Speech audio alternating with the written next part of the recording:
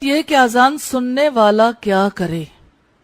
اذان سننے والے کو اذان کے الفاظ دہرانے چاہیے، یعنی جو مؤذن کہے پیچھے پیچھے وہی الفاظ کہیں۔ یہ بخاری کی 611 نمبر کی روایت ہے۔ اور دوسری بات یہ کہ حی علی الصلاح اور حی علی الفلاح کے جواب میں لا حول ولا قوت الا باللہ کہنا مسنون ہے۔